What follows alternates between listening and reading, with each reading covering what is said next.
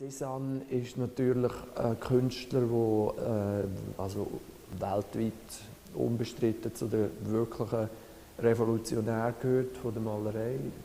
Er war, glaube ich, der grösste Hero für Leute wie Picasso und Matisse und all die Leute, die ja nachher die grossen Helden werden im 20. Jahrhundert. Ich habe übrigens meine Litzarbeit gemacht über Cézanne vor langer Zeit. Und also ich habe das auch die Gegend ausführlich per Fuß, also Fußwanderung erforscht, um den ganzen Berg herumgelaufen. Und also die Gegend kann ich eigentlich sehr gut.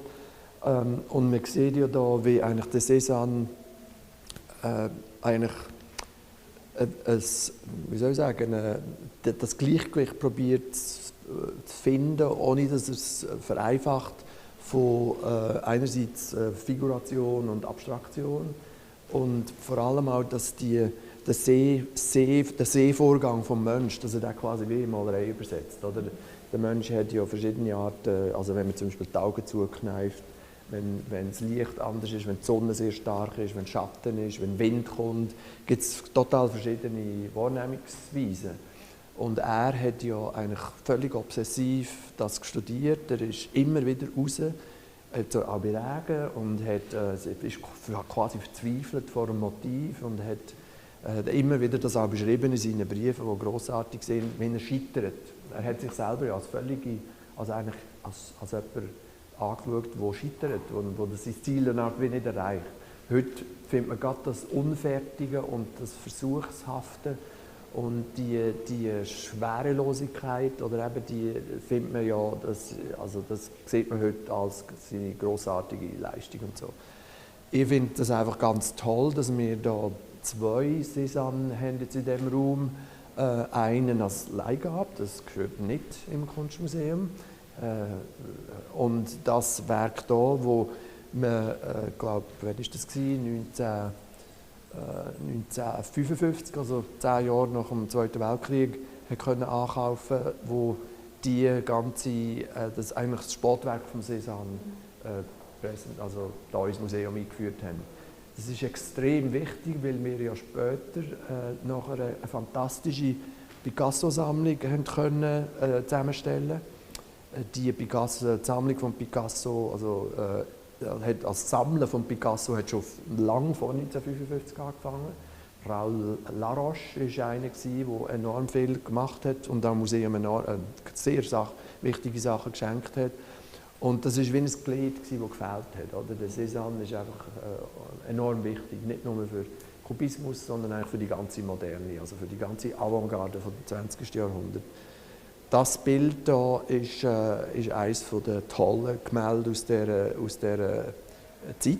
Es ist ganz spät. Der Cézanne ist 1960 gestorben. Man nimmt an, das Bild ist ganz am Schluss entstanden, also Anfang 1900 bis 1905. Und ist einfach ein enorm wichtiges Bild. Also der Dialog zwischen denen finde ich natürlich auch sehr schön. Man sieht, dass die Sicht da an sich eine andere ist. Also das ist eine Weitsicht, wo man so man sieht die räumliche wie soll ich sagen, Diskrepanz wird rein malerisch gelöst. Oder? Man hat das Gefühl, da hat es irgendwie Bäume und also Objekte, die näher am Betrachter sind. Da ist eine tiefere Situation, wo die Sonne drauf scheint, die Häuser sieht man da. Und dann gibt es den Horizont und dann noch weiter hinten ist der Berg, die Montagne Sainte-Victoire. Und der Himmel ist an sich genau gleich behandelt wie Steine oder wie Häuser. Also es gibt so einen Versuch, quasi die Malerei aus dem Diktat herauszuführen, dass die Malerei soll figurativ irgendetwas darstellen soll. Sondern die Malerei wird selber quasi der Inhalt der Malerei, jetzt in diesem Fall. Und da ist die Sicht ein bisschen anders. Da sieht man das ist also die Flächigkeit noch deutlicher.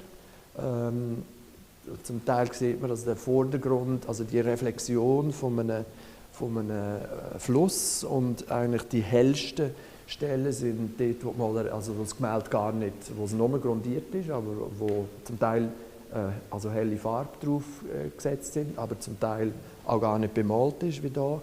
Und wie soll ich sagen, der Bezug oder die Verknüpfung oder totale Verankerung von Bild und Farbe und von Flächigkeit, wo zugleich aber suggeriert eine Landschaft, also da ist der Cézanne einfach genial gewesen, weil er da, also, ja, quasi wirklich ein Pionier gewesen.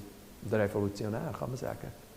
Oder da wird ja eigentlich auch Materie wird aufgelöst in Licht. Und das ist ja etwas, wo man kann sagen, ja, wann hat Einstein seine Relativitätstheorie entwickelt? Genau dann, 1905, oder?